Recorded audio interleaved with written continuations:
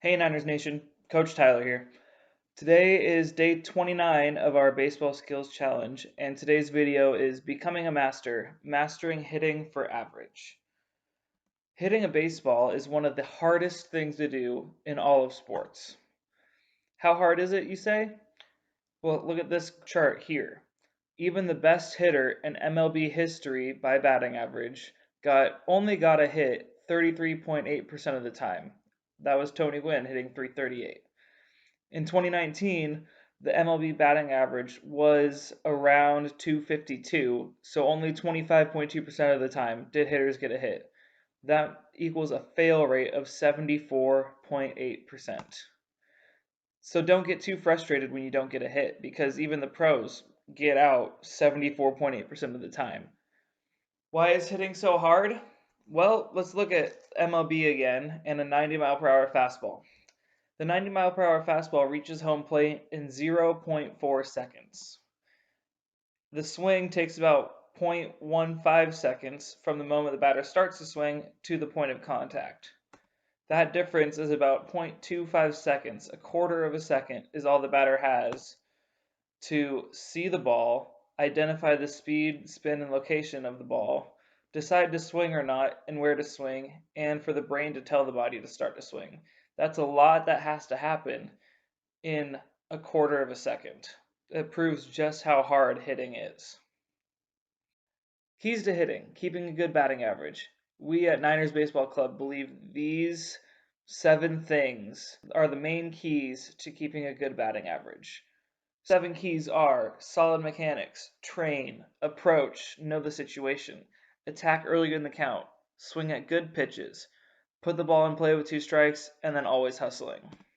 We want to really think about having a really good mechanically sound swing. If your swing isn't mechanically sound, it'll just lead to more outs. So we want good mechanics at each step of the swing, your stance, launch, impact, and finish. We want our swing path along the plane of the pitch to give us the best chance of hard contact. As you can see on this diagram here of Albert Pujols swinging, the green is the swing path right along the plane of the pitch. The red, swinging up at the ball or swinging down at the ball, are swings that don't go along the plane of the pitch. So when you're looking at the green arrow, you could hit the ball anywhere on that arrow and still hit the ball hard because you're right along the plane of the pitch, no matter if you're early or you're late. If you're swinging on either the plane of the red arrows, the arrow only crosses where the ball is coming in once, so you have to get the exact perfect timing just to hit the ball hard. Training. So hitting is really just a lot of muscle memory. For your muscles to remember your correct mechanics, you have to practice a lot. The more you do something, the better your muscle memory is. Practice makes perfect. Even these MLB players, Chipper Jones on the top and Mike Trout in the middle and the bottom, are still doing tee drills, soft toss, and live batting practice, and very often to make sure that their muscle memory is still intact, that they're still able to hit the ball hard, that when they go to swing, they don't have to think about their swing because they've done it so much. Approach. We want to have a plan before we come up to the plate.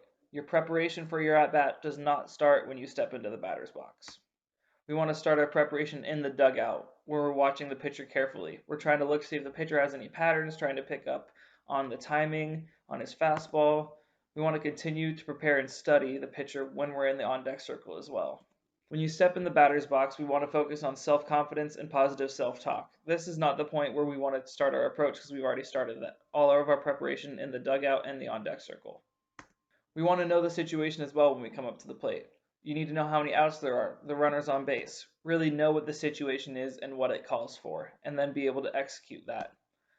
Before we step into the batter's box, you want to take a look around the diamond, see where the fielders are set up, right? You want to use the whole field. If you walk up to the plate and you see that most of the fielders are shading like you're going to pull the ball, maybe you look for an outside pitch and you're able to put that the other way.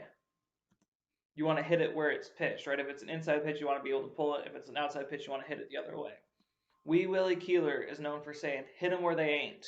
If the infield's very deep, another thing you can do is you can always drag bunt for a hit as well. If you see the third baseman's playing really deep behind the bag or the first baseman really deep behind the bag, if you know you can drag bunt for a hit, don't be afraid to mix it up every once in a while with that to keep the infielders honest. Okay, attacking early in the count. A lot of hitters at any age wait to see a strike before they start swinging. They'll go out there taking until they see a strike. That might work if the pitcher's really struggling to throw strikes or something like that, but we always want to keep an aggressive mindset at the plate. Pitchers, the first thing they do is they try to get ahead in the count early. The MLB average of first strike percentage is about 57 to 60%. Pitchers really try to get ahead. If you look in this chart to your left, you see once they get 2 strikes on, the batting average drops dramatically. If they fall behind, the batting average is really high.